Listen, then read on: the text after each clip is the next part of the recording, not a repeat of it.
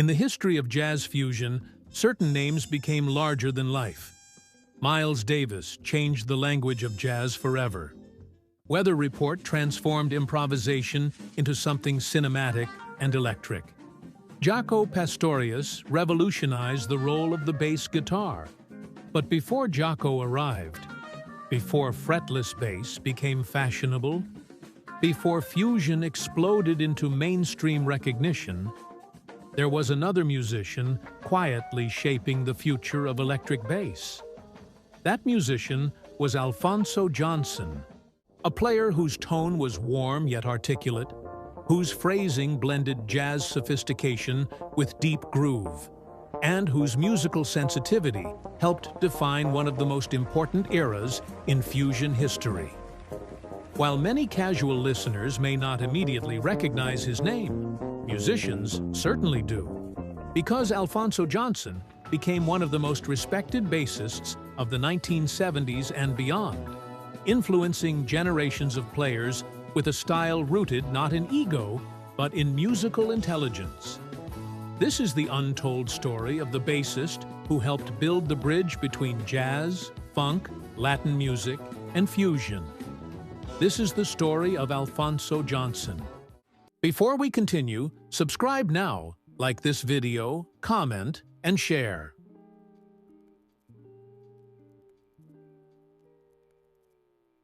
Alphonso Johnson was born on February 2, 1951, in Philadelphia, Pennsylvania. Philadelphia during the 1950s and 60s was a city overflowing with musical identity.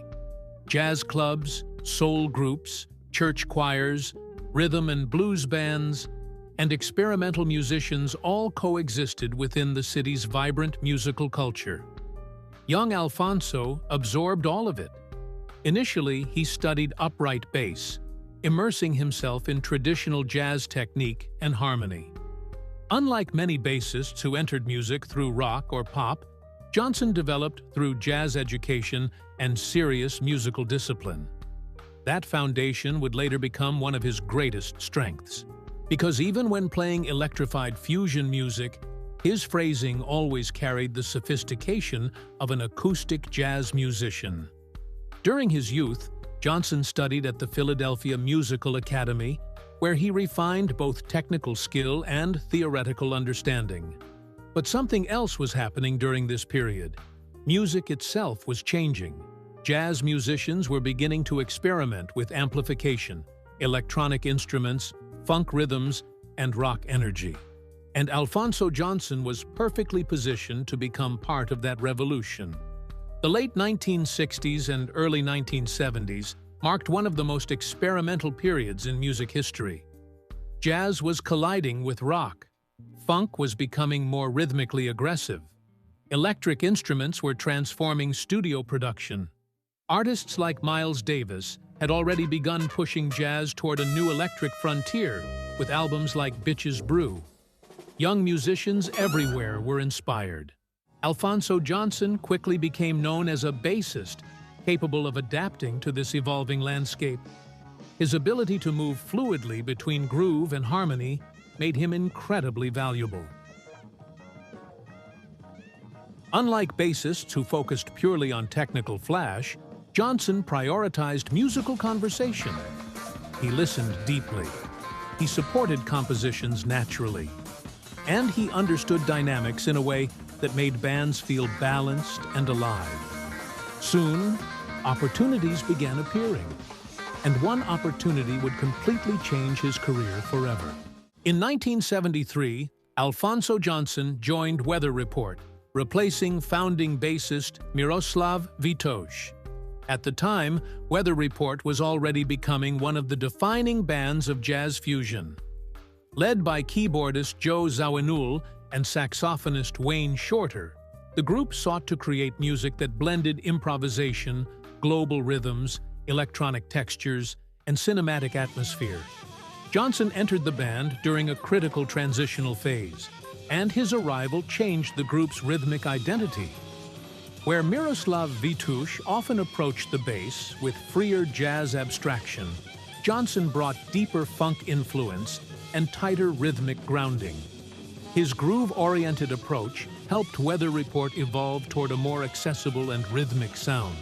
Albums like Mysterious Traveler, Tail Spinnin', and Black Market showcased Johnson's extraordinary musicality. His bass playing on these records was subtle but essential. Warm, fretless tones, melodic movement, deep pocket, sophisticated harmonic choices. Everything served the music, and that philosophy became one of his trademarks. One of the most overlooked facts in fusion history is that Alphonso Johnson was already pioneering fretless electric bass before Jaco Pastorius became globally famous. Johnson's fretless approach was elegant and lyrical. Instead of treating the instrument aggressively, he used it almost like a singing voice. His gliding phrasing brought emotional depth to Weather Report's music, and many musicians began noticing the possibilities of fretless electric bass because of his recordings. This is important historically, because when people discuss the evolution of fretless bass, the conversation often jumps directly to Jaco Pastorius. But Alphonso Johnson played a crucial role in introducing fretless textures into mainstream fusion music during the early 1970s. His tone was less explosive than Jaco's, but it was deeply expressive, sophisticated, atmospheric, and incredibly musical.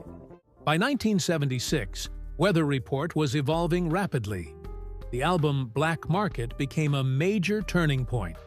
It was also the transitional moment when Jaco Pastorius briefly entered the band's orbit. Interestingly, Alphonso Johnson still performed on much of the album.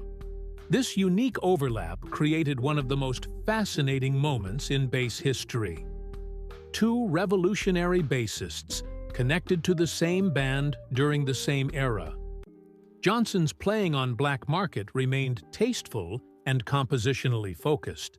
Rather than dominating arrangements, he reinforced the emotional atmosphere of the music. This ability to serve compositions without overplaying became one of the reasons musicians respected him so deeply. Even among virtuosos, restraint is rare. Johnson understood that space could be just as powerful as complexity. After leaving Weather Report, Alphonso Johnson did not disappear. In many ways, his career expanded even further. Throughout the late 1970s and 1980s, he became one of the most respected session and touring bassists in the industry. His versatility allowed him to move effortlessly between genres: jazz, rock, Latin music, soul, fusion, pop. He collaborated with an astonishing range of artists, including Santana, Phil Collins, Billy Cobham, and George Duke. Each collaboration revealed different aspects of his musical personality. With Santana, he explored Latin rock rhythmic textures. With George Duke, he navigated funk and fusion sophistication. With Phil Collins, he adapted to melodic pop structures. Johnson's ability to evolve without losing his musical identity became one of his greatest strengths. What made Alphonso Johnson unique was not just what he played, but how he approached music itself. His tone was warm and controlled. His articulation was smooth, and his rhythmic placement felt incredibly relaxed, yet precise. Technically, Johnson possessed exceptional command of both electric and upright bass. But unlike many fusion players, he rarely approached music as a technical competition. Instead, he emphasized musical storytelling. His bass lines often functioned like connective tissue between harmony and rhythm. He understood chord movement deeply. He understood arrangement. And perhaps most importantly, he understood listening. That quality made him invaluable. Because great musicians do not simply play notes, they react, they shape emotion.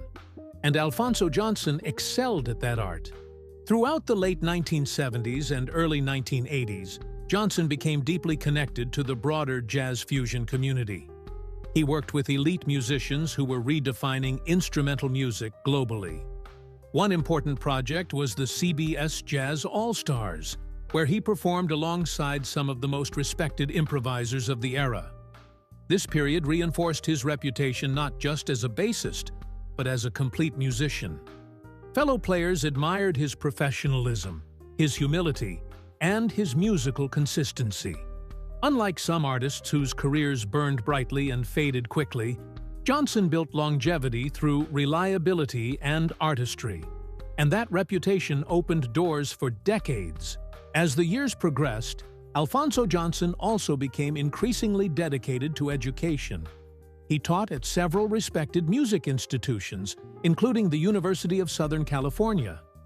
For Johnson, teaching was not simply about technique. It was about musical awareness, feel, listening, interaction. Students frequently described him as thoughtful, patient, and deeply inspiring. He emphasized musical communication over empty virtuosity. And in a world increasingly obsessed with speed and social media performance clips, that philosophy became even more important. Johnson believed music should connect emotionally first. Everything else came second. One fascinating aspect of Alphonso Johnson's artistry was the spiritual and emotional dimension within his playing. Unlike bassists who approached fusion purely through complexity, Johnson often created deeply meditative atmospheres. His phrasing could feel calm and introspective one moment, then rhythmically intense the next. This emotional contrast gave his performances depth. Listeners often describe his music as cinematic, not because it was flashy, but because it created mood and space. His bass did not simply accompany music, it shaped environments. And that subtle emotional intelligence became one of the defining qualities of his legacy. Today, Alphonso Johnson remains one of the most respected yet underrated figures in bass history. His contributions helped define the sound of 1970s fusion. He expanded the role of fretless bass. He bridged jazz sophistication with funk groove. And he demonstrated that technical mastery means little without musical sensitivity. Modern bassists continue studying his recordings because they reveal something timeless: taste, restraint, musical maturity. In an era where many musicians compete for attention, Johnson reminds us that true artistry often exists in nuance, and that philosophy continues inspiring serious musicians worldwide. There is a phrase often used in professional music circles: musician's musician. It describes artists deeply respected by fellow players, even if mainstream audiences may not fully recognize their impact. Alphonso Johnson perfectly fits that description. Because the deeper musicians study fusion history, the more his influence becomes impossible to ignore. He helped shape one of the most important eras in modern instrumental music, quietly, elegantly, and without unnecessary ego. That alone makes his story remarkable. The story of Alphonso Johnson is not simply about bass guitar. It is about musical evolution, adaptability, sensitivity, and artistic integrity. From Philadelphia jazz studies, to Weather Report's revolutionary fusion years, to collaborations with some of the biggest musicians in the world. Johnson built a career based not on hype, but on substance. And decades later, his recordings still sound sophisticated, emotional, and ahead of their time. Because true musicality never becomes outdated. It simply waits for new generations to discover it. And for bass players around the world, Alphonso Johnson remains one of fusion music's most important voices. A pioneer, a craftsman, and one of the great unsung architects of modern bass history. Thank you for watching. Don't forget to subscribe, like, and share. See you in the next video.